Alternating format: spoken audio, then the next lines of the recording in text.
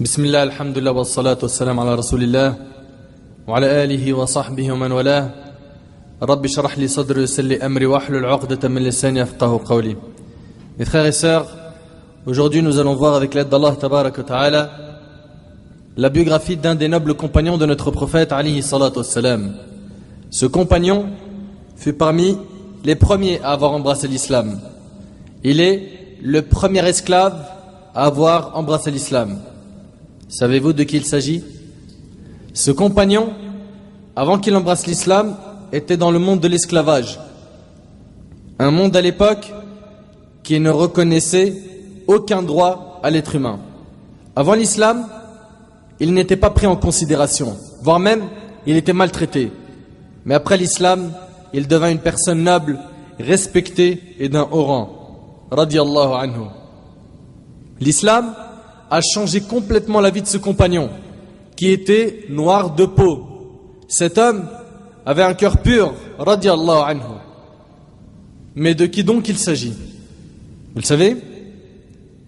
La majorité des gens de notre communauté le connaissent et l'aiment. Ce compagnon est dans le compte des bonnes actions d'Abu Bakr as-Siddiq, radiyallahu anhu. Ce compagnon, notre prophète alayhi salatu wassalam a dit de lui: Allah se met en colère lorsque ce compagnon se met en colère. Le prophète alayhi salatu wassalam a dit: le paradis désire ardemment sa rencontre. Le paradis désire ardemment la rencontre de l'homme dont nous allons incha'Allah voir sa biographie ensemble. Imaginez-vous un homme dont Allah se met en colère lorsqu'il est en colère et que le paradis désire ardemment rencontrer. Savez-vous de qui il s'agit? De qui il s'agit? Bilal radiyallahu anhu wa an jami' as-sahaba. Il s'agit du premier muazzin, celui dont le prophète alayhi salatu wassalam lui a dit: j'ai entendu en effet le bruit de tes sandales devant moi au paradis. Il s'agit du premier qui a levé la voix dans un état islamique en disant Allahu Akbar, ila ilaha illallah. Il s'agit du muazzin du prophète alayhi salatu wassalam, Abu Abdel Karim Bilal ibn Rabah radiyallahu anhu an jami' as-sahaba. Abu Abdel Karim, c'est sa kunya, et il s'appelle Bilal ibn Rabah. Sa lignée, il est donc Bilal ibn Rabah ibn Hamama. Son père s'appelait Rabah et sa mère Hamama. Bilal radiyallahu anhu, ce noble compagnon, grandit en voyant son père et sa mère dans l'esclavage. Bilal radiyallahu anhu lui-même fut l'esclave d'Umayy ibn Khalaf. Bilal vivait à la Mecque, dans le monde de l'esclavage. Il vécut avec un peuple très injuste, un peuple d'associateurs, un peuple qui se nourrissait de l'illicite, qui consommait de l'alcool, qui mangeait l'usure et qui adorait des pierres qui ne pouvaient ni être utiles ni nuire. Mais subhanallah, malgré tout le mal qu'il y avait autour de lui, il n'a été attiré que par la meilleure des créatures qui n'a jamais existé sur la surface de la terre, à savoir Muhammad sallallahu alayhi wa sallam. Dans ces conditions-là, Bilal radiyallahu anhu eut le cœur ouvert à la lumière divine et il alla auprès de notre prophète alayhi salatu wassalam afin de se reconvertir à l'islam. Il fit partie des tout premiers qui ont embrassé l'islam. Parmi les premiers qui ont embrassé l'islam, parmi les femmes, il y a eu Khadija radiyallahu anha. Parmi les hommes libres, il y a eu Abu Bakr as-Siddiq radiyallahu anhu. Parmi les jeunes, il y avait Ali ibn Abi Talib radiyallahu anhu. Et parmi les esclaves, il y a eu Bilal radiyallahu anhu. Bilal radiyallahu anhu embrassa donc l'islam. Et rapidement, il fut très éprouvé par les ennemis de l'islam. Il entra dans la flamme de l'épreuve. Et il en ressortit plus brillant que de l'or. Il s'agit de l'épreuve qui a pour but de te faire abandonner ta religion. Bien sûr, c'est une épreuve dure. Et on demande à Allah Tabaraka wa Ta'ala qu'il nous raffermisse et qu'il nous fasse mourir en pleine soumission. Hélas, mes frères et sœurs, ils sont nombreux à être entrés dans la flamme de l'épreuve et ont fini par brûler. Quant à Bilal radiyallahu anhu, il a goûté à ce que seul Allah Azza wa Jal connaît comme épreuve et il en ressortit plus brillant que l'or. Ibn Mas'ud radiyallahu anhu rapporte: les premiers à révéler leur islam furent au nombre de 7. Les premiers à révéler leur islam furent au nombre de 7. Le prophète alayhi salatu wassalam, Abu Bakr as-Siddiq radiyallahu anhu, Ammar radiyallahu anhu, sa mère Soumayya radiyallahu anha, Suhaib radiyallahu anhu, Bilal et Al-Miqdad radiyallahu anhum ajma'in. Quant au prophète alayhi salatu wassalam, Allah le protégea par l'intermédiaire de son oncle. Son oncle était pour lui une armure, un bouclier contre le mal des polythéistes. Abu Bakr radiyallahu anhu aussi, Allah azza wa jal l'a protégé par l'intermédiaire de son peuple. Il était d'une grande famille. Et en ce qui concerne le reste d'entre eux, les associateurs les prirent et leur firent porter des armures en fer et ils les laissaient exposer au soleil. Et écoutez bien, entre l'armure et la peau, il n'y avait pas de vêtements. Et imaginez-vous la scène, une armure en fer et on les laisse exposer au soleil. L'armure chauffe et après bien sûr, sachant qu'elle est collée à la peau, la personne souffre. Et ils ont commencé à les faire souffrir. Ils ont fait souffrir Soumaïa, ils ont fait souffrir Ammar, Bilal et plein d'autres compagnons, radiyallahu anhum. Il n'en est pas un qui ne leur a pas obéi dans ce qu'ils désiraient. Quand ils demandaient, par exemple à Ammar radiyallahu anhu, dis du bien de nos idoles. Tellement il a été torturé et tellement il a souffert, il a fini par dire du bien, sans bien sûr croire que ces idoles étaient de vraies divinités ou bien qu'elles pouvaient apporter un bien ou écarter un mal. Il l'a fait parce qu'il était contraint, parce qu'il voulait en finir avec cette souffrance. Et donc, chacun parmi eux leur a obéi dans ce qu'il désirait, sauf Bilal radiyallahu anhu. Il ne leur a pas obéi. Il a méprisé sa propre personne pour Allah azza wa jal. Il s'est sacrifié pour Allah tabaraka wa ta'ala. Et d'ailleurs, son peuple l'avait totalement méprisé. Au point où ils mirent autour de son cou une corde. Et essayez d'imaginer la scène. Bilal radiyallahu anhu, qui a embrassé l'islam, son crime chez ces mouchrikines, c'est qu'il a embrassé l'islam et qu'il adore un Dieu unique et qu'il a suivi Muhammad sallallahu alayhi wa sallam. Et quand il a refusé de renier la religion de Muhammad sallallahu alayhi wa sallam, ils lui ont mis une corde autour du cou. Et après, qu'est-ce qui s'est passé? Ouvre bien tes oreilles. Une corde autour du cou et ils le donnèrent aux enfants afin qu'ils le traînent par terre et qu'ils jouent avec. Vous imaginez un petit peu la scène?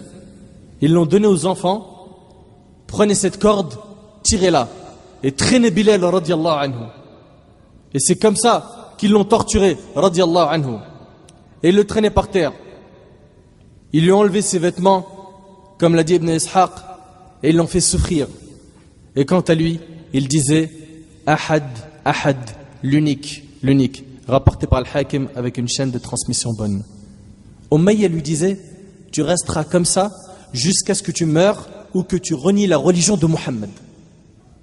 T'imagines, son maître, il lui disait, tu resteras comme ça, en train de souffrir, sur les routes de la Mecque, on le laissait en pleine canicule, sans vêtements, et on lui mettait des grosses pierres sur sa poitrine.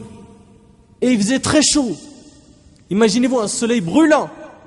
Et lui, il dit, Ahad, Ahad, l'unique, l'unique. Il n'était pas prêt à renier sa religion.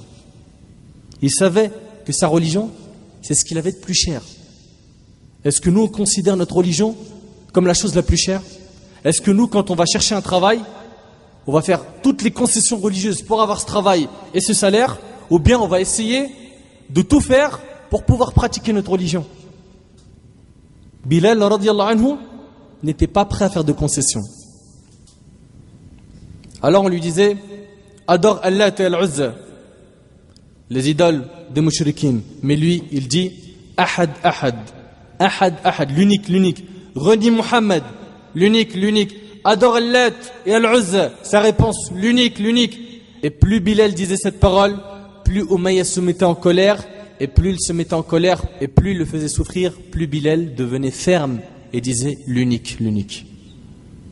T'arrives à imaginer un petit peu? On lui mettait une grosse pierre sur sa poitrine, alors qu'il était allongé par terre sur les routes de la Mecque, en pleine canicule. Et il n'a pas renié sa religion. Il disait l'unique. Wallahi l'azim, Bilal était un héros. Wallahi. C'est ça qu'on doit enseigner aujourd'hui à nos enfants. C'est eux nos modèles. C'est pas les stars. C'est pas les footballeurs. C'est pas les chanteurs. C'est pas les acteurs. C'est pas les comédiens. Non. Nos compagnons, radiyallahu anhum, sont nos modèles, bien sûr, après le Nabi alayhi salatu wassalam. Bilal resta ferme et ne leur a pas fait entendre ce qu'il voulait. Puis le prophète alayhi salatu wassalam passa près de lui et des compagnons qui se faisaient torturer. Il est passé à côté d'Ammar, radiyallahu anhu, et de sa famille, et il leur a dit: patience, ô famille de Yasser, votre rendez-vous est au paradis. Puis le prophète alayhi salatu wassalam passa près de Bilal et retourna auprès de ses compagnons tristes. Triste. Pourquoi le Nabi alayhi salatu wassalam a été triste? Parce qu'il a vu Bilal souffrir. Et son crime chez les polythéistes, c'était qu'il voulait adorer un Dieu unique. Puis le prophète alayhi salatu wassalam, triste, il dit à ses compagnons: Wallahi, par Allah, si je possédais une somme d'argent, j'aurais acheté Bilal afin de le libérer de leur torture. Il alayhi salatu wassalam dit: si j'avais eu de l'argent, je l'aurais acheté de son maître et je l'aurais libéré de leur torture. Ces paroles furent prononcées devant Abu Bakr as-Siddiq radiyallahu anhu, qui fut très touché. Très touché. Abu Bakr, ce pieux, ce compagnon radiyallahu anhu, qui a compris ce qu'était la fraternité qui n'est pas une parole que l'on prononce, mais de l'action, il s'en alla immédiatement et il alla trouver Umayya, le maître de Bilal, qui était en train de faire souffrir Bilal radiyallahu anhu. Et il lui a dit: pourquoi le combattez-vous? Pourquoi le combattez-vous? Sachez que par Allah, il ne vous obéira jamais. Vous pouvez faire ce que vous voulez, la seule phrase qui sortira de sa bouche sera l'unique. Umayya lui dit alors: puisque c'est comme ça, achète-le. Achète-le. C'est un esclave, achète-le. Abu Bakr radiyallahu anhu lui demanda: à combien le vends-tu? Umayya dit: je le vends pour 5 awaq en or. Les awaq, c'est une unité de mesure. Abu Bakr radiyallahu anhu, sans hésitation, l'a acheté immédiatement et libéra Bilal radiyallahu anhu de l'esclavage. Lorsque Umayya prit les 5 awaq, il dit à Abu Bakr: par Dieu, si tu m'avais donné qu'un uqayya, je te l'aurais vendu. Un seul uqayya, je te l'aurais vendu. Abu Bakr radiyallahu anhu, en entendant ces paroles, lui a dit: par Allah, si tu m'avais demandé 100 uqiyya, je l'aurais acheté. 100, pas 5, 100, je l'aurais acheté. On voit ici qu'Abu Bakr radiyallahu anhu connaît la valeur du musulman. Abu Bakr radiyallahu anhu a donc acheté Bilal et l'a libéré. Bilal rentra dans le compte des bonnes actions d'Abu Bakr as-Siddiq radiyallahu anhu wa an jami' as-sahaba. Lorsqu'Abu Bakr radiyallahu anhu paya les 5 awaq en or afin d'acheter Bilal, les mouchriquines, les ennemis de l'islam, les polythéistes dirent: Abu Bakr a sûrement fait cela car Bilal lui avait rendu service auparavant. Et c'est là qu'Allah Azza wa Jal révéla un verset pour montrer leur mensonge. Vous imaginez un petit peu? Allah Tabaraka wa Ta'ala a dit dans Surat Al-Layl, Surat 92, versets 19 à 21: وَمَا لِأَحَدٍ عِنْدَهُ مِنْ نِعْمَةٍ تُجْزَى إِلَّا ابْتِغَاءَ وَجْهِ رَبِّهِ الْأَعْلَى وَلَسَوْفَ يَرْضَى. Allah Azza wa Jal a révélé ces versets pour montrer le mensonge des ennemis d'islam et pour innocenter Abu Bakr as-Siddiq radiyallahu anhu de ce qu'il disait. Allah a dit: et auprès de qui personne ne profite d'un bienfait intéressé, mais seulement pour la recherche de la face de son Seigneur. Voilà. Ici Allah il dit que Abu Bakr radiyallahu anhu a fait cela seulement pour la recherche de la face de son Seigneur le Très-Haut. Et Allah il dit: et certes il sera bientôt satisfait. Allah il parle d'Abu Bakr, il dit: et certes il sera bientôt satisfait. Abu Bakr radiyallahu anhu faisait tout cela pour Allah Azza wa Jal. Il ne recherchait que la satisfaction d'Allah Tabaraka wa Ta'ala. Bilal, une fois libre, devint le pieux, l'ascète, le courageux, le muazzin. Il était aimé et respecté des compagnons radiyallahu anhum. Quand on citait le nom d'Abu Bakr radiyallahu anhu devant Omar ibn al-Khattab, le deuxième calife de l'islam radiyallahu anhu, Omar disait: Abu Bakr est notre maître qui a libéré notre maître. Allahu Akbar. Abu Bakr est notre maître, qui a libéré notre maître, en parlant de Bilal radiallahu anhu. Voilà ce que l'islam a fait de Bilal. D'esclave, il devient un maître. Bilal radiallahu anhu, après qu'il a embrassé l'islam, occupa un haut rang dans la communauté. On a plusieurs hadiths qui montrent son mérite et son rang. Parmi ces hadiths, Sa'ad ibn Abi Waqqas radiallahu anhu a dit: nous étions 6 avec le prophète alayhi salatu wassalam.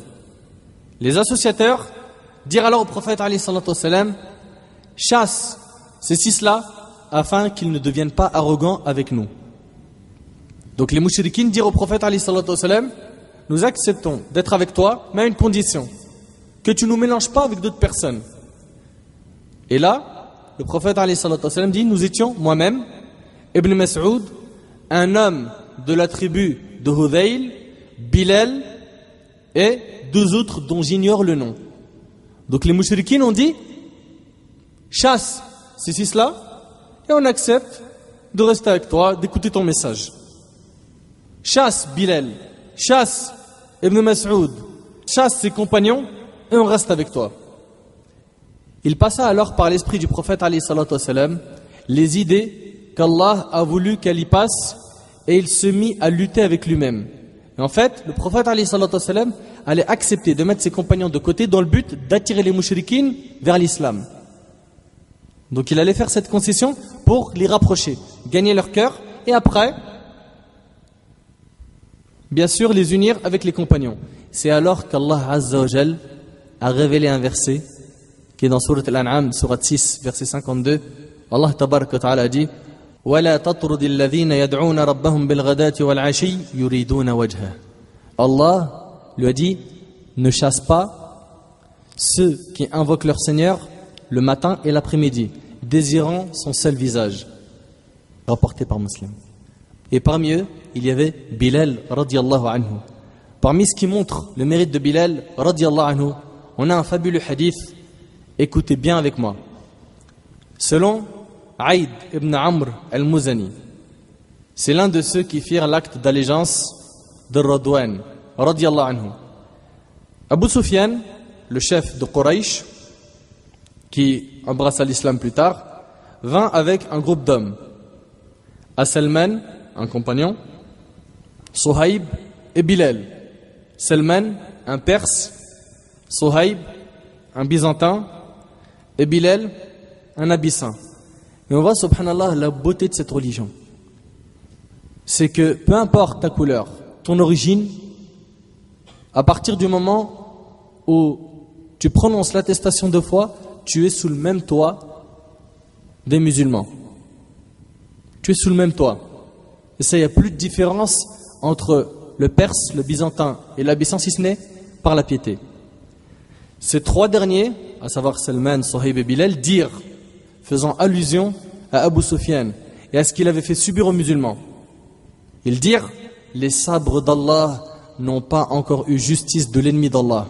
Ça veut dire qu'il aurait dû être tué à cause de son mal. En gros, il a échappé belle, Abu Sufyan. Il a échappé belle. Et comme on vous l'a dit, Abu Sufyan a embrassé l'islam. Donc ils ont dit: il a vraiment échappé belle. Abu Bakr radiallahu anhu leur dit alors: comment dites-vous des choses pareilles à l'ancien de la tribu de Quraysh et à son maître? Comment? Puis il se rendit chez le prophète alayhi salatu wassalam et l'en informa. Et il alayhi salatu wassalam lui dit: Abu Bakr, peut-être les as-tu fâchés? Et si tu les as fâchés, tu as certainement fâché ton Seigneur. T'imagines? En fâchant Salman, Suhaib, Bilal, le prophète alayhi salatu wassalam lui dit: et si tu les as fâchés, tu as certainement fâché ton Seigneur. Il alla les voir et leur dit: mes frères, est-ce que je vous ai fâchés? Ils dirent: non frère, mais que Dieu t'en pardonne, rapporté par Muslim. On comprend qu'Allah Azza wa Jal se met en colère pour la colère de Salman, Suhaib et Bilal radiallahu anhum. Parmi ce qui montre aussi le mérite de Bilal radiallahu anhu, une histoire magnifique. C'est l'histoire de Bilal radiallahu anhu et Abu Dhar radiallahu anhu. Abu Dhar était le chef de la tribu de Rifar, une tribu arabe respectée. Abu Dhar radiallahu anhu raconte qu'en discutant avec un compagnon, il divergeait avec lui. Bilal radiallahu anhu donnait son avis. Mais son avis n'a pas plu à Abu Dharr. Abu Dharr lui dit alors, même toi, fils de la noire, même toi, fils de la noire, c'est-à-dire, même toi, t'es pas d'accord, fils de la noire. C'est une humiliation, n'est-ce pas? Bilal se met en colère et alla se plaindre au prophète alayhi salatu wassalam. Abu Dharr radiyallahu anhu dit, le prophète alayhi salatu wassalam me fit venir. Je suis entré et je l'ai salué. Et je ne sais pas est-ce qu'il m'a répondu ou non, tellement il était en colère. Puis il alayhi salatu wassalam a dit, l'as-tu humilié par sa mère? L'as-tu humilié par sa mère? Il lui a dit, même toi, ô fils de la noire. Et là le prophète alayhi salatu wassalam lui dit, l'as-tu humilié par sa mère? Abu Dharr lui dit, oui, en effet, cela s'est produit au messager d'Allah. Le prophète alayhi salatu wassalam lui dit, tu es un homme qui a un comportement de l'ère païenne. C'est une parole très dure. C'est une parole très dure. Tu es un homme qui a un comportement de l'ère païenne, de l'jahiliya. On voit que le prophète alayhi salatu wassalam lui a dit une parole qui est lourde. Tu es un homme qui a un comportement de l'ère païenne. Mais pourquoi le prophète alayhi salatu wassalam lui a dit une telle parole? La réponse est simple. C'est parce qu'en islam, ce n'est pas par ta couleur que tu as de la valeur aux yeux d'Allah. Dans notre religion, le plus noble d'entre nous est le plus pieux. Dans notre religion, on n'est pas supérieur à une personne par notre couleur de peau, mais par notre piété. Et regarde ce qu'a dit le prophète alayhi salatu wassalam. Selon Jabir radiyallahu anhu, le prophète alayhi salatu wassalam a dit, ô gens, sachez que votre Seigneur est unique et que votre Père est unique. Notre Père à tous, c'est qui? Adam alayhi salam. Sachez qu'il n'y a aucune différence entre un arabe et un non-arabe.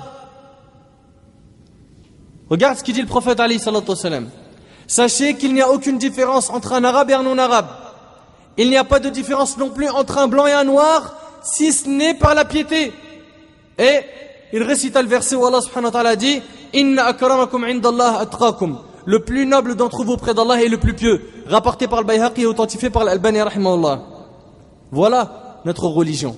Le plus noble d'entre nous, c'est le plus pieux. C'est pas le blanc, c'est pas le noir, c'est pas le marocain, c'est pas l'algérien, c'est pas l'italien converti ou le français converti. Non, c'est le plus pieux d'entre nous. C'est le plus pieux, celui qui a la meilleure relation avec Allah Azza wa Jal.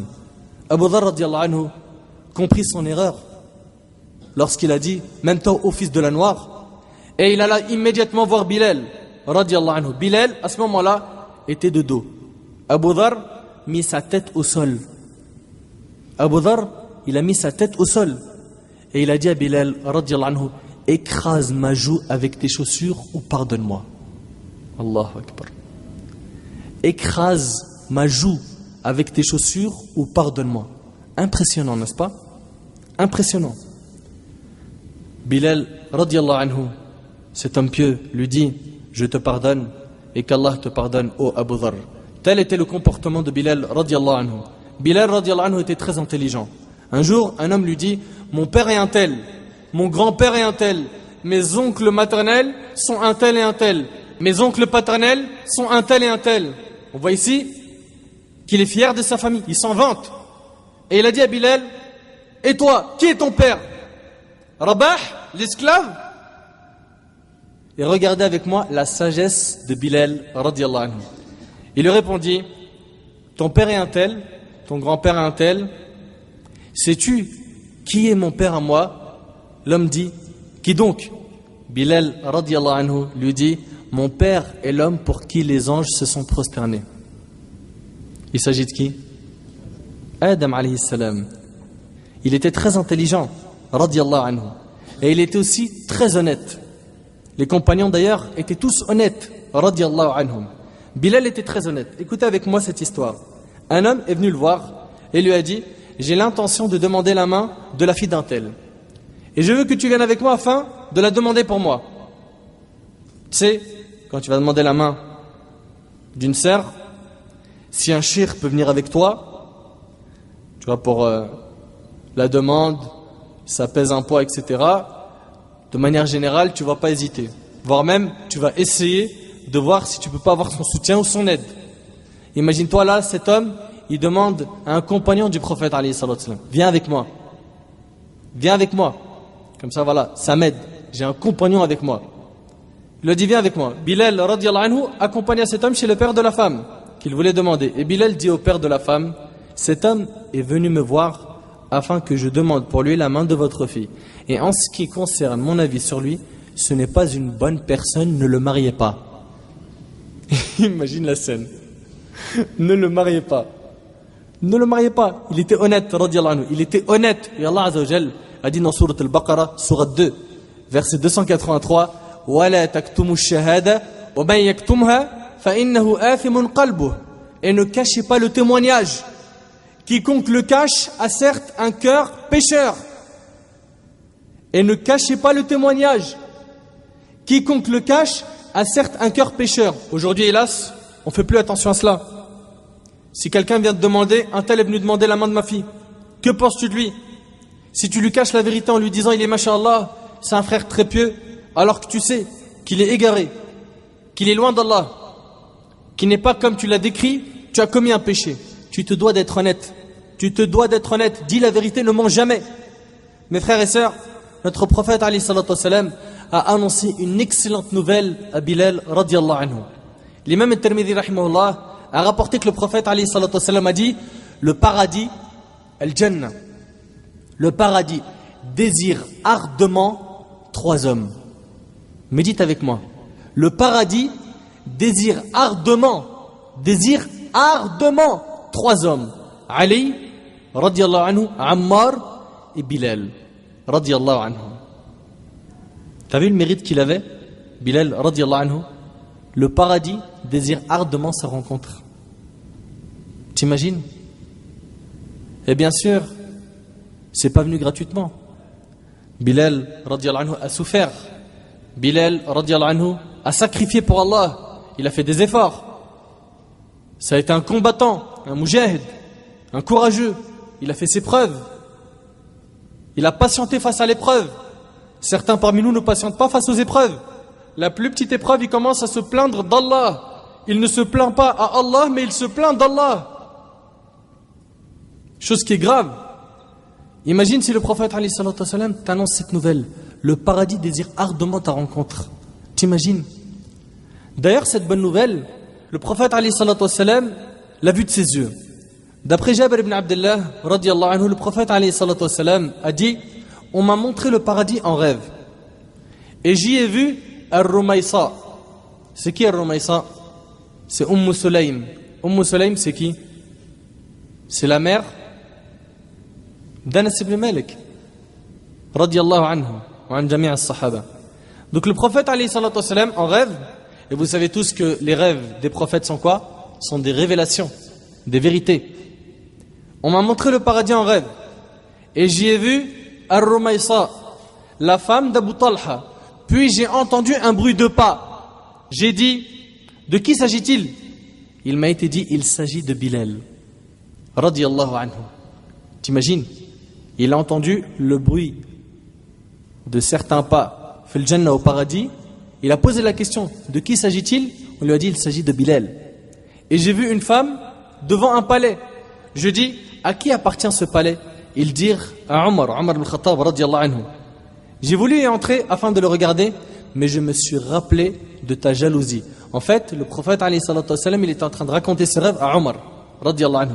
Il lui a dit: j'ai voulu y entrer afin de le regarder ton palais, mais je me suis rappelé de ta jalousie. Pourquoi? Parce qu'il y avait une femme qui était devant le palais. Omar radiyallahu anhu, en entendant cela, se mit à pleurer et dit: que ma mère et mon père te servent de rançon au messager d'Allah. Comment pourrais-je être jaloux de toi au messager d'Allah? Rapporté par le Bukhari. Comment être jaloux de toi au messager d'Allah? Comment? De ce hadith, on voit clairement que le prophète alayhi salatu wassalam a entendu les bruits de pas de Bilal radiyallahu anhu ou fil Jannah, au paradis. Il y a un autre hadith qui confirme que le prophète alayhi salatu wassalam a entendu les bruits des sandales de Bilal au paradis. Selon Abu Hurayra radiyallahu anhu, le prophète alayhi salatu wassalam demanda un jour à Bilal radiyallahu anhu.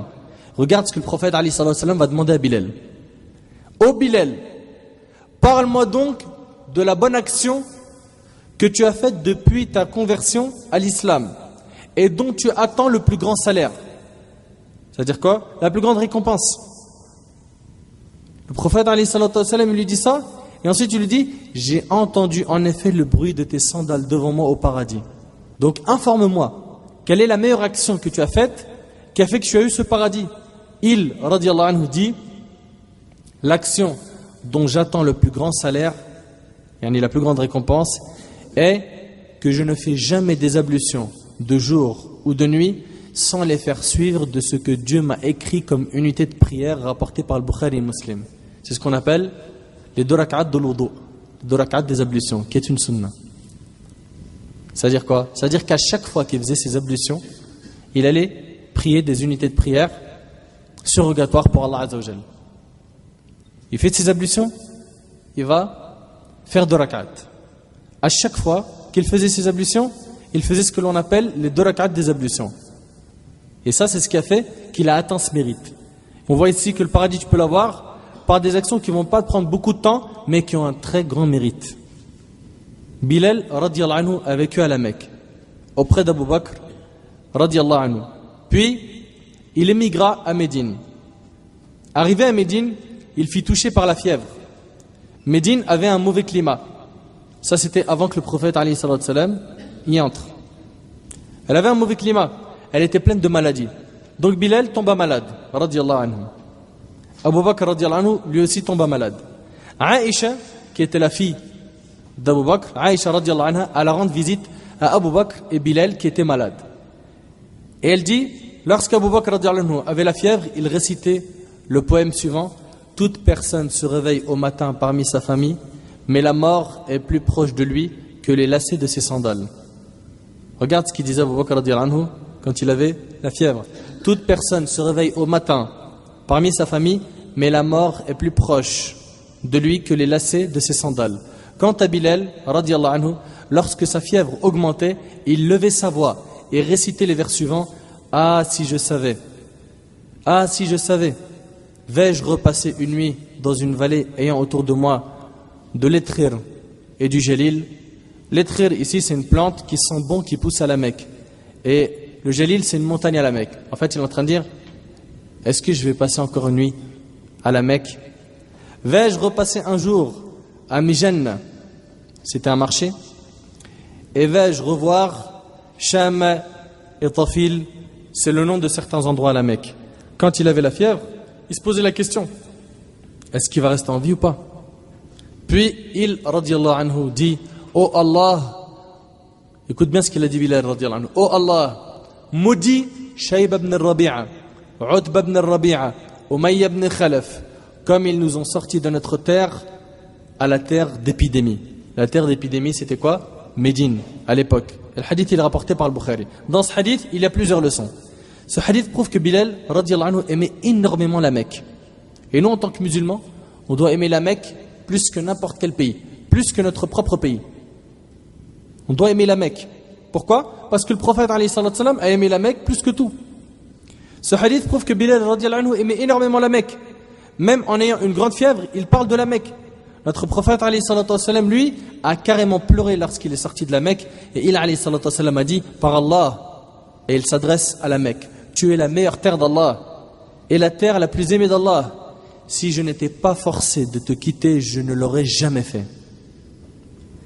Deuxième leçon, on a vu donc que Bilal, radiallahu anhu, aimait la Mecque. Deuxième leçon de ce hadith prouve que la femme a le droit de rendre visite à un malade, même si l'homme est un homme étranger, à condition qu'il n'y a pas de khalwa entre eux, qu'ils ne soient pas isolés. Qu'il y ait un mahram. Aïcha, radiallahu anha, a rendu visite à Bilal, radiallahu anhu, qui était malade, alors qu'il ne fait pas partie de sa famille. Bien sûr, Abu Bakr, radiallahu anhu, était présent. Donc il y avait un mahram. Troisième leçon, Médine était vraiment une terre pleine d'épidémies, jusqu'à ce que notre prophète alayhi salatu wassalam fasse des du'a pour la ville de Médine. Selon Aïcha, radiallahu anha, le prophète alayhi salatu wassalam a fait l'invocation suivante: oh Allah, fais-nous aimer Médine comme nous aimons la Mecque, ou plus encore. Écoute bien, oh Allah, fais-nous aimer Médine comme nous aimons la Mecque, ou plus encore. Et déplace sa fièvre à Al-Juhfa, rapporté par le Bukhari et Muslim. Et ça y est, il n'y a vu plus cette épidémie à Médine. Et c'est ainsi que Médine fut l'une des meilleures terres.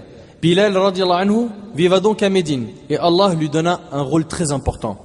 Les musulmans, lorsqu'ils sont arrivés à Médine, il faisait la prière sans qu'on appelle à la prière. Il n'y avait pas d'adhan. Il n'y avait pas d'adhan. Il regardait le soleil et en fonction de celui-ci, ils se réunissaient pour prier. Ils restèrent longtemps comme cela, jusqu'à ce que certains dirent « Prenons une cloche comme celle des chrétiens afin d'appeler à la prière ». D'autres dirent non, plutôt une trompe comme celle des juifs. Suite à cela, Abdullah ibn Zayd, radiallahu anhu, un compagnon, raconta au prophète alayhi salatu wassalam un rêve impressionnant. Écoutez avec moi.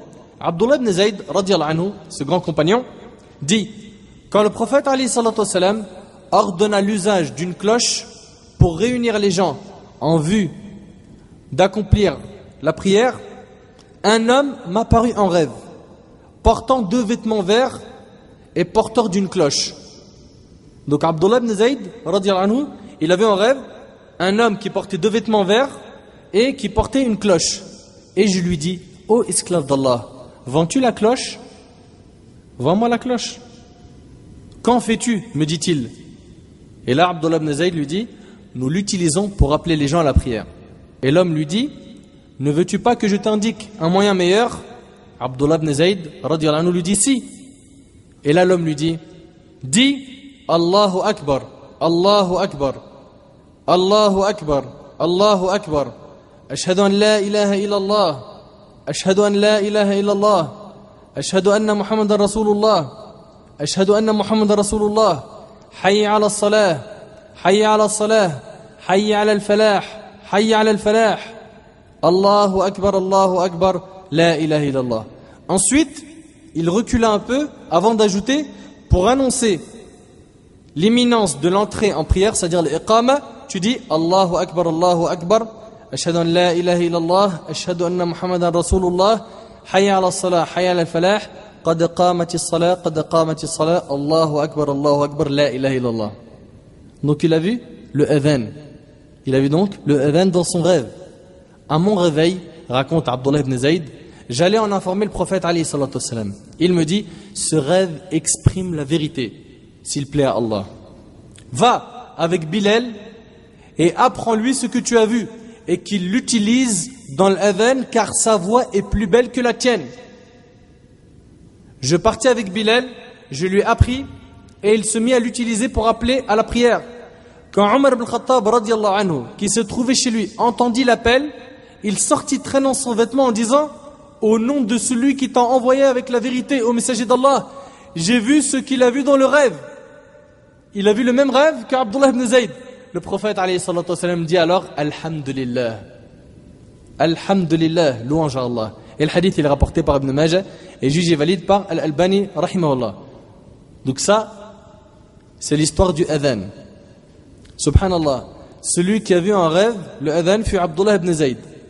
Et logiquement, le prophète alayhi salatu wassalam aurait pu lui dire, fais-toi le adhan.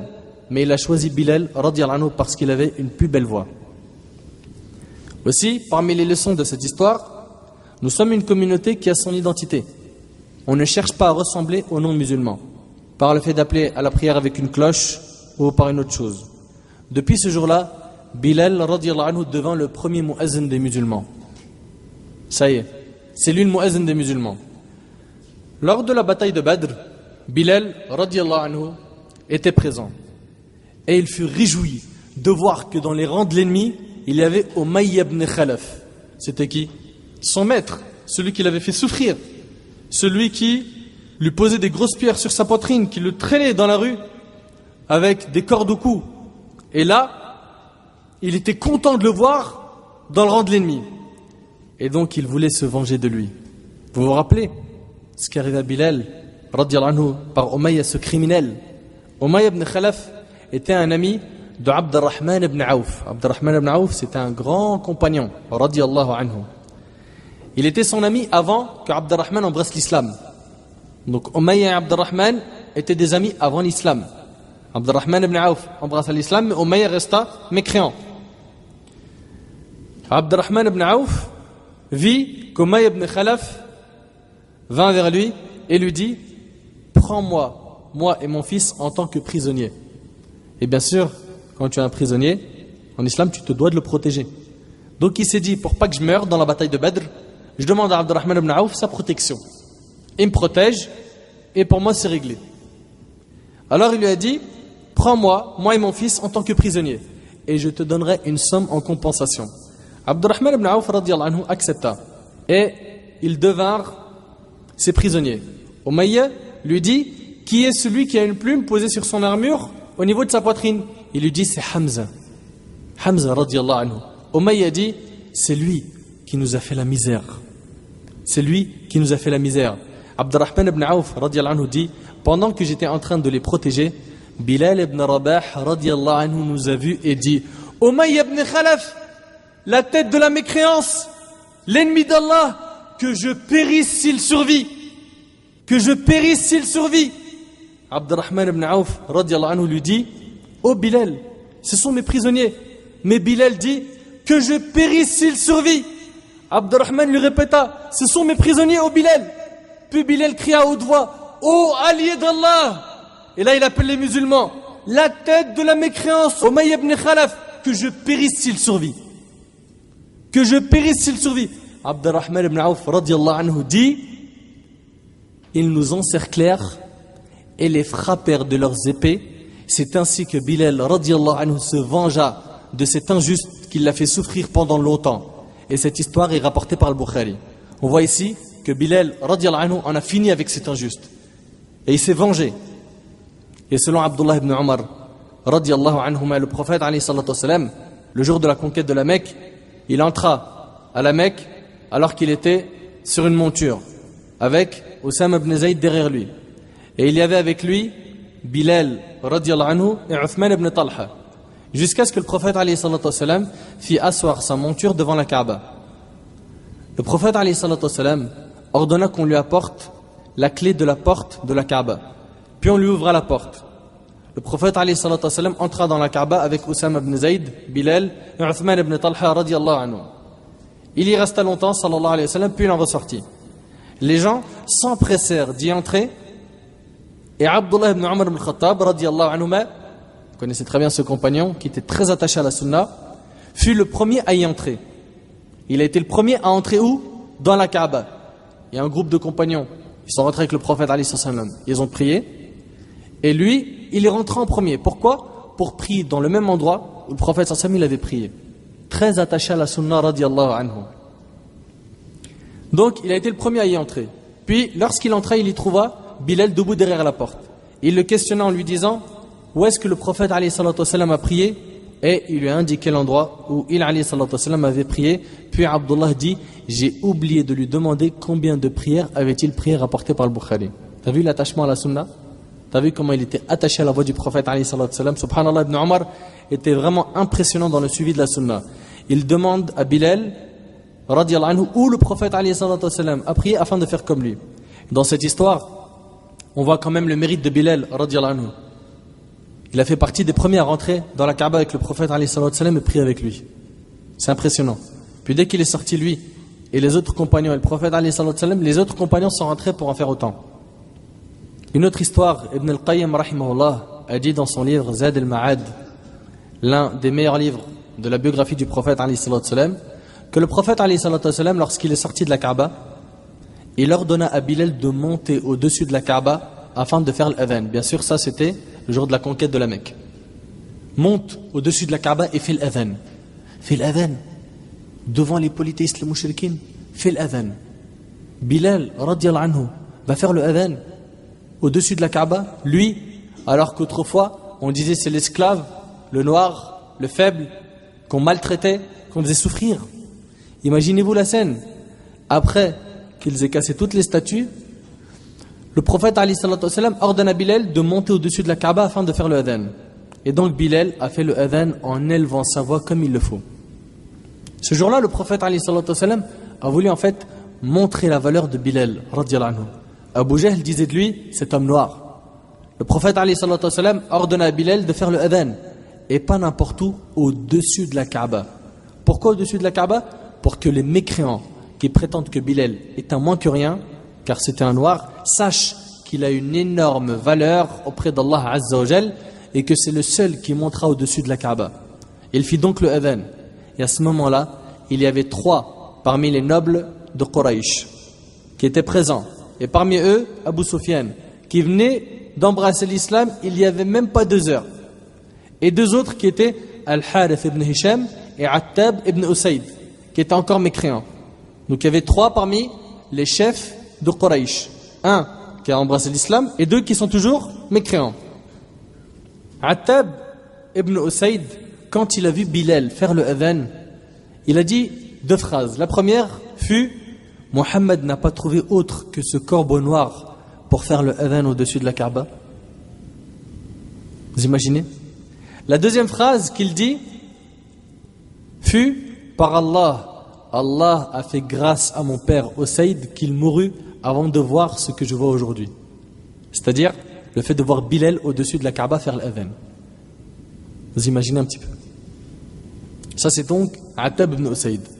Al-Harith ibn Hisham, le deuxième mécréant, lui il a dit: par Dieu, si je savais que Mohammed était sur la bonne voie, je l'aurais suivi. Il veut dire par là que le prophète alayhi salam n'est pas sur la bonne voie. Et le troisième, Abu Sufyan radiyallahu anhu, qui venait à peine d'embrasser l'islam, dit: quant à moi, je ne dirai aucun mot de peur que si je parle, les pierres partent rapporter ce que je dis au prophète alayhi salam. Pendant que les 3 étaient debout, seul le prophète alayhi salam vint les voir et leur dit: je sais que tu as dit telle et telle chose au Attab. Et toi, Al-Harith, je sais que tu as dit telle et telle chose. Et il leur a dit: tu as dit ça, ça, ça, ça, et tu as dit ça, ça, ça, ça. Ainsi que toi, Abu Sufyan, je sais que tu as dit telle et telle chose.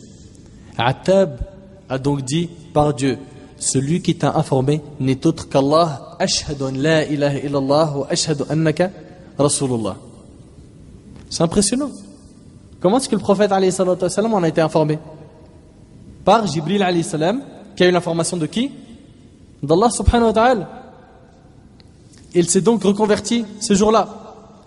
Et c'est donc à cet instant précis qu'Allah azza wa jal a révélé le verset suivant: Inna akramakum indallah atqakum inna Allah alimun khabir. Le plus noble d'entre vous auprès d'Allah est le plus pieux. Surat Al-Hujurat, surat 49, verset 13. Cela veut dire que comme les mécréants se moquaient de Bilal radiyallahu anhu car il était noir comme Attab, Allah voulait leur dire que le meilleur parmi vous n'est pas le blanc ou le riche ou le beau. Non, le meilleur d'entre vous est le plus pieux. Et le plus pieux. Donc ta valeur auprès d'Allah est proportionnelle à ta crainte envers lui. Ton bateau de secours, c'est la crainte d'Allah. Ton entrée au paradis sera bi'idhnillah par ta crainte d'Allah azza wa jal. Bilal radiyallahu anhu vécut donc à Médine auprès du prophète alayhi salatu wassalam jusqu'à ce que le prophète alayhi salatu wassalam mourut. La plus grande épreuve qu'ont connue les compagnons radiyallahu anhum a été la mort du prophète alayhi salatu wassalam. Ça a été un moment très dur pour eux. Un moment très dur. Ils ont profité de lui. Ils étaient très proches de lui. Ils l'ont aimé. Il leur a enseigné la religion. Il était doux avec eux. Il était à leur écoute. Il était le prophète, l'envoyé d'Allah azza wa jal. Certains, lorsqu'ils apprirent la nouvelle que le prophète alayhi salatu wassalam était mort, n'y ont pas cru. Comme qui? Omar ibn Khattab radiyallahu anhu, il n'y a pas cru. Certains ont fait des du'as pour devenir aveugles. Ils ont dit: si telle est la vérité, ya Allah, prends mes yeux. Prends mes yeux, t'imagines? C'était pour eux très dur. Certains furent paralysés par cette nouvelle. Après la mort du prophète alayhi salatu wassalam, les compagnons radiyallahu anhum étaient dans un très mauvais état. Après la mort du prophète alayhi salatu wassalam, l'heure de la prière entra. C'était donc la première prière qu'ils allaient prier sans le prophète alayhi salatu wassalam. Suite à quoi Abu Bakr radiyallahu anhu demanda à Bilal de faire l'adhan. Ça allait être la première prière faite sans le prophète alayhi salatu wassalam. Imaginez-vous un petit peu. Imaginez-vous l'état des compagnons radiyallahu anhum. Bilal commença le adhan et dit Allahu Akbar tout en pleurant. Puis il dit Allahu Akbar en continuant à pleurer. Et lorsqu'il arrivait au moment où il a dit Ashhadu anna Muhammad Rasulullah, il pleura encore plus au point d'être incapable de finir le adhan. À ce moment-là, ils se mirent tous à pleurer. Bilal radiyallahu anhu resta dans cet état pendant 3 jours. À chaque adhan, il s'arrêtait au même endroit. Il n'arrivait pas à continuer. Il n'arrivait pas quand il disait Ashhadu anna Muhammad Rasulullah, il s'arrêtait. Puis, Il alla trouver Abu Bakr as-Siddiq radiyallahu anhu, qui à ce moment-là était le premier calife de l'islam, et il lui a dit: trouvez-vous un autre muazzin que moi? Je ne peux plus faire le adhan. Vous imaginez? Il a été le muazzin du prophète alayhi salatu wassalam. Et là, il ne peut plus faire le adhan. Il ne supporte plus de faire le adhan. Abu Bakr radiyallahu anhu lui dit: oh Bilal, je te veux avec nous. Bilal lui dit: par Allah, j'en suis incapable. Par Allah, j'en suis incapable. Bilal lui dit: laisse-moi aller combattre avec l'armée en Syrie. Abu Bakr radiyallahu anhu lui dit: non. Bilal lui dit: si tu m'as acheté pour toi, garde-moi. Et si tu m'as acheté pour Allah, laisse-moi. Subhanallah. Abu Bakr lui dit: pars, va au combat. Bien sûr, pour Abu Bakr radiyallahu anhu, ça a été très dur de quitter Bilal, car il l'aimait. Bilal quitta Médine et se dirigea vers la Syrie afin de combattre dans le sentier d'Allah Azza wa Jal. Et il fit partie de ceux qui ont libéré la Palestine. Après la mort d'Abu Bakr Siddiq radiyallahu anhu, Omar radiyallahu anhu devint le calife des musulmans. Puis Omar se rendit en Palestine, où il y trouva un grand nombre de compagnons. Il se remémora avec eux de beaux souvenirs, bien sûr, les plus beaux moments de leur vie, passés auprès du prophète alayhi salatu wassalam. Puis il demanda: où est Bilal? Ils dirent: il est là. Omar lui dit: c'est l'heure de la prière, peux-tu faire le adhan? Écoutez bien, c'est après la mort du prophète alayhi salatu wassalam et la mort d'Abu Bakr. Omar lui dit: peux-tu faire le adhan? Bilal lui dit: je ne fais plus le adhan depuis la mort du prophète alayhi salatu wassalam. C'est impressionnant. Omar lui dit: fais-le pour moi. Fais-nous rappeler par ton adhan les jours qu'on a connus avec le prophète alayhi salatu wassalam. Bilal se leva et fit le adhan, et à chaque passage du adhan, il pleurait. Subhanallah, il continuait à pleurer après tant d'années. Naam. Il aimait le prophète alayhi salatu wassalam du fond de son cœur. Omar, en entendant le adhan, se mit à pleurer, et les compagnons radiyallahu anhum qui étaient présents ont tous pleuré. Il leur a rappelé les beaux jours qu'ils ont connus avec le prophète alayhi salatu wassalam. Tel était l'attachement de Bilal radiyallahu anhu avec le prophète alayhi salatu wassalam. Il l'aimait du fond de son cœur. Mes frères et sœurs, sachez que Bilal radiyallahu anhu n'a pas vécu célibataire. Il s'est marié radiyallahu anhu. Mais savez-vous avec qui il s'est marié? Qui le sait? Vous allez être étonnés. Bilal radiyallahu anhu se maria avec la sœur de Abdurrahman ibn Auf radiyallahu anhu. Et juste pour que vous le sachiez, Abdurrahman ibn Auf, c'était l'un des plus riches et des plus nobles de Médine. Et Bilal radiyallahu anhu, il était avant l'esclave, le noir, le faible, celui qui était mal vu. C'est comme si en fait il allait demander la main d'une femme. Son père, c'est un millionnaire. Au jour d'aujourd'hui, est-ce qu'on voit des pères de famille très riches, millionnaires ou très riches, donner leur fille à quelqu'un qui n'a pas beaucoup d'argent? C'est rare. C'est rare. On regarde plus aujourd'hui le rang social, le compte bancaire, les diplômes que la piété. C'est triste. Taïb, Abdurrahman ibn Auf, qu'est-ce qu'il a dit? Qu'est-ce qu'il a fait? Lorsque Bilal radiyallahu anhu voulut se marier, le prophète alayhi salatu wassalam lui dit: va voir Abdurrahman ibn Auf et dis-lui, le prophète alayhi salatu wassalam m'ordonne de demander la main de ta sœur. Bilal, qui était abyssin, noir, pauvre, demande qui? La sœur du millionnaire, Abdurrahman ibn Auf. Abdurrahman ibn Auf, qui était lui l'un des plus riches de Médine, qui était blanc de peau, et il était arabe. Bilal demanda donc la main de la sœur de Abdurrahman ibn Auf. Il lui a dit: le prophète alayhi salatu wassalam m'ordonne de demander la main de ta sœur. Si tu acceptes, alhamdulillah. Et si tu refuses, Allahu Akbar. Ajib. Wallahi ajib. Voilà comment il a demandé la main de la sœur d'Abdurrahman ibn Auf. Il a été court et concis. On voit ici que Bilal avait une fierté. Il ne s'est pas rabaissé en se disant: c'est un riche, faut que je me vende. Non, il a gardé sa fierté. Abdurrahman ibn Auf radiyallahu anhu lui dit: c'est un honneur pour moi de donner ma sœur au muezzin du messager d'Allah sallallahu alayhi wa sallam. Entre nous, ça existe ça aujourd'hui? Qu'une personne très riche dise non, il est pieux, mashallah, il connaît le livre d'Allah, il est proche d'Allah, il a étudié la science religieuse, Inch'Allah il va faire attention à ma fille parce qu'il est proche d'Allah. Hélas, ça existe mais pas assez. Les deux compagnons étaient tout simplement masha'Allah. Abdurrahman ibn Auf radiyallahu anhu lui a pas dit tout sauf toi, t'as oublié ton passé, tu étais un esclave, tu es noir, tu es pauvre, est-ce que tu as de l'argent? Si seulement aujourd'hui les gens regardaient la religion comme le compagnon radiyallahu anhu le faisait. Bilal radiyallahu anhu vécut plus de 60 ans. Au moment de l'agonie, la femme de Bilal qui était à ses côtés dit « Oh quelle tristesse !» Alors qu'il agonisait, il dit à sa femme « Ne dis pas quelle tristesse, mais dis plutôt quelle joie !» Puis elle rajouta « Demain, je rencontrerai les bien-aimés, Muhammad et ses compagnons. » Comment tristesse? Comment? Il suffit simplement que je quitte ce monde pour retrouver le prophète alayhi salatu wassalam et les compagnons. Il prononça la shahada et son âme sortit de son corps radiyallahu anhu. Ce noble compagnon fut enterré en Syrie.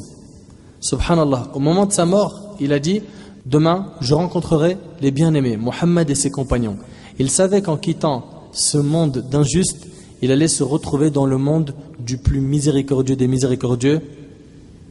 Et pour finir, je demande à Allah tabaraka ta'ala de nous réunir avec ce noble compagnon autour de la meilleure des créatures, Muhammad sallallahu alayhi wa sallam, et dans le meilleur des endroits, Al-Jannah. هذا ما أعلم والله عز وجل أعلى وأعلم سبحانك اللهم وبحمدك أشهد أن لا إله إلا أنت أستغفرك وأتوب إليك بارك الله فيكم والسلام عليكم ورحمة الله وبركاته.